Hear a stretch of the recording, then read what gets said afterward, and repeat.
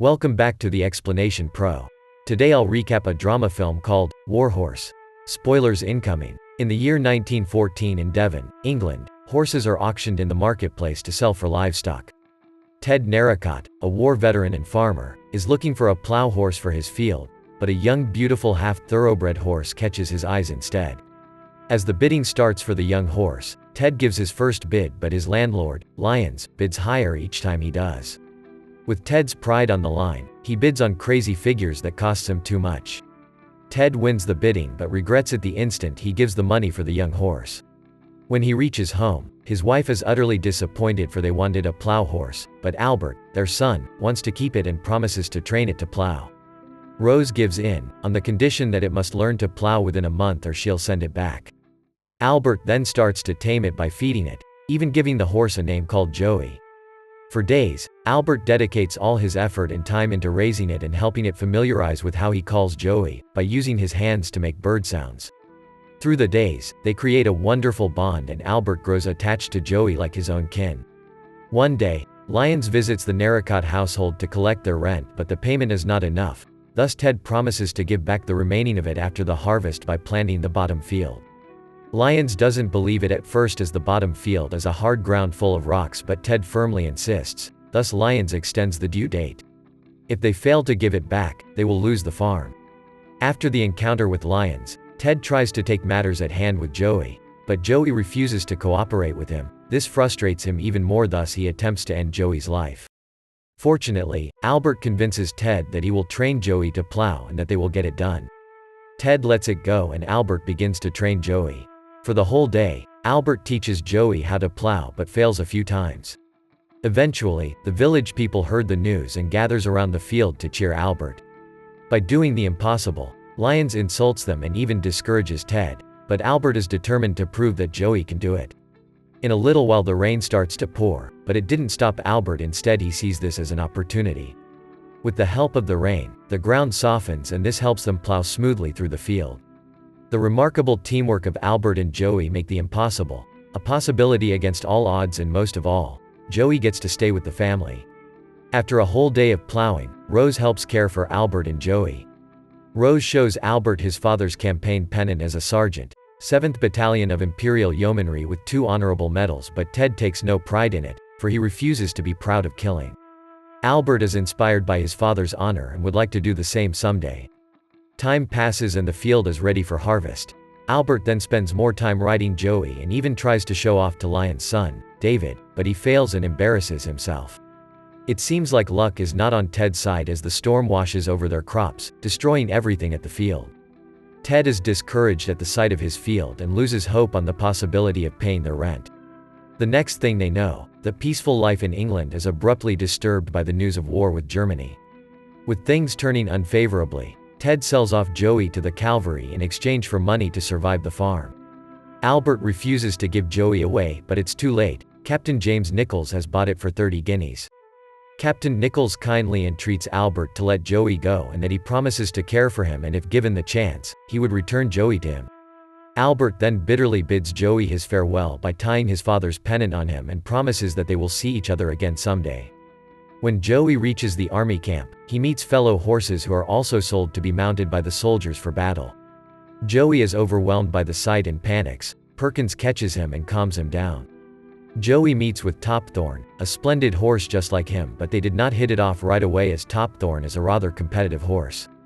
The next day, the horses are groomed for practice charge with Topthorn as Major Jamie Stewart's mount and Captain Nichols on Joey.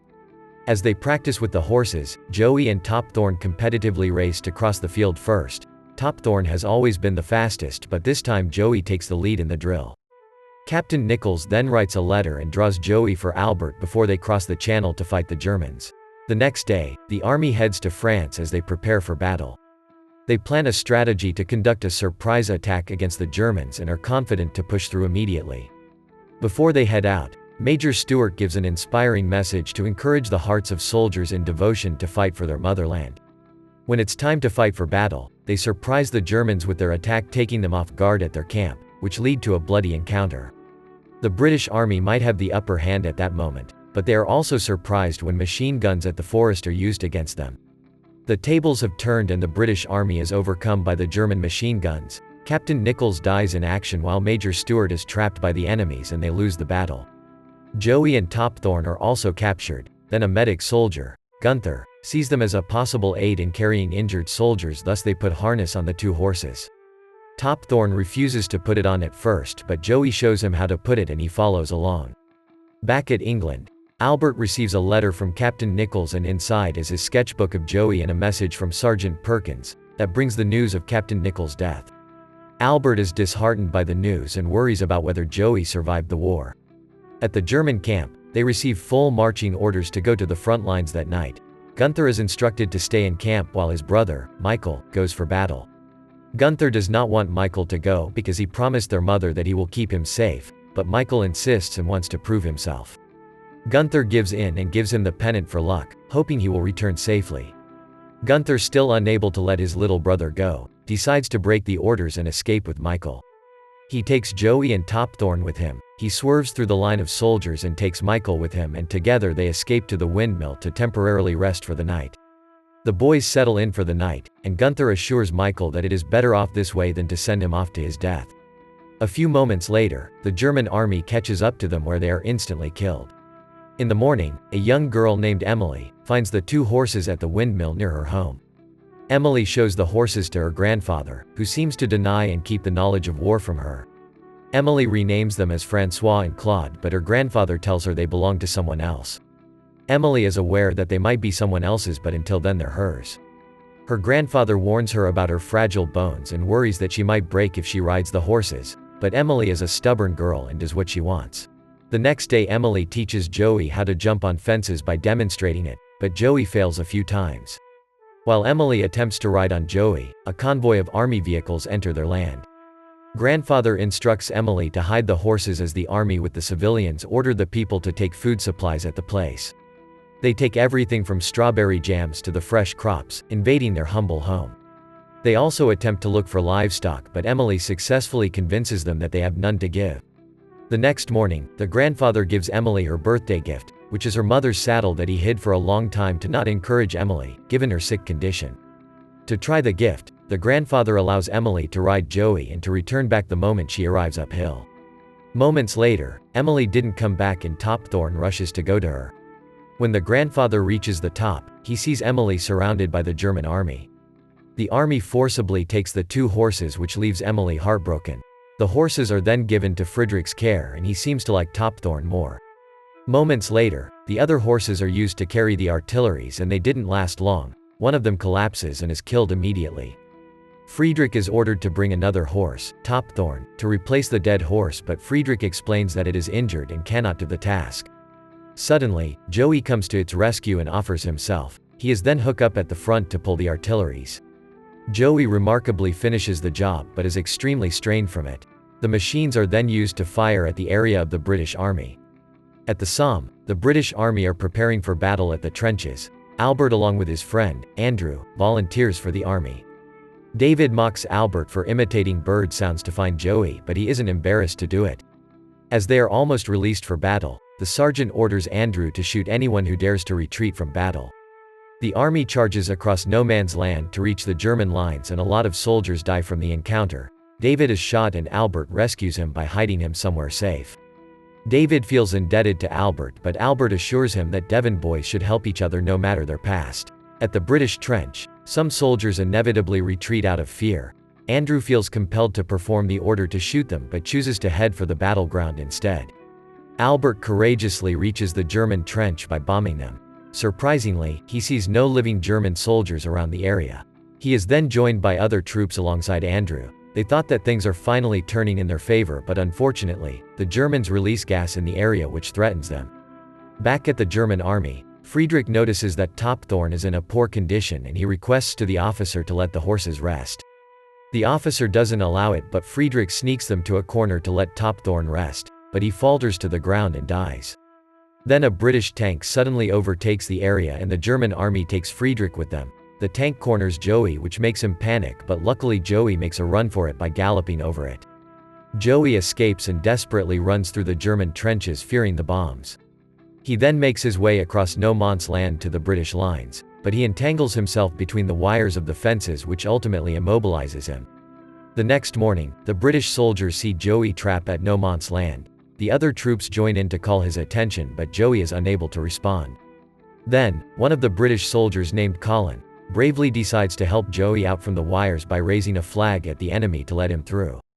He goes against the order of his sergeant and is almost shot by the enemy, but he still continues on by citing a Bible verse from Psalms. When he reaches Joey, he realizes he should have brought wire cutters with him. Luckily, a German soldier offers to help. Together, they help free Joey from the wires and even form an unexpected friendly conversation despite being enemies. Once Joey is released, the two soldiers toss coin in agreement to see who will take Joey, and the British wins. They safely separate and return to their own trenches. Albert is blinded by the gas attack and is assisted by David to the hospital tents. Unbeknownst to him, Joey is there within the area as well, to get treated. Colin calls for a vet to treat Joey, but the doctor could care less. But because of Colin's persistence, eventually, the doctor agrees to look into Joey, and a rumor about a miraculous horse found at no man's land reaches Albert. After the doctor checks on Joey's wounds, he suggests that they kill him out of mercy to end its suffering. Colin hesitantly agrees with the doctor and is almost shot, when Joey suddenly hears Albert calling him by imitating bird sounds with his hand. Joey and Albert reunite, but the doctor cuts them off, insisting that it's just a random badly injured horse and wants it taken down. Albert firmly claims that it's his horse and even describes Joey's distinct features, which they later confirm to be true by cleaning some of his parts. The doctor then agrees Joey to be released in the companion of Albert. The next day, Sergeant Fry gives the announcement of the end of the 4-year war, with them being victorious. But with the end of the struggle, is also the dreadful news that the horses are to be auctioned at the market, except for Office's horses. The army troops, moved by Joey's story, all gathered together to garner enough money to help Albert buy Joey back. At the auction, Sergeant Fry helps Albert bid for Joey, but a wealthy butcher insists on bidding higher. Unexpectedly, Emila's grandfather bids the highest and buys Joey. Emila's grandfather buys Joey in memory of her, thus Albert can't do anything to get Joey back. When they are about to leave, Joey goes back to Albert, which makes the grandfather realize that Albert is the true owner. The grandfather then decides to return Joey to him, as this would have been what Emily wanted. In finally reuniting with Joey, they return to the farm and Albert embraces both his parents in their heroic return home. Thank you so much for watching. If you enjoyed this video, please hit the like button and also subscribe my channel for more videos like this. See you in the next video.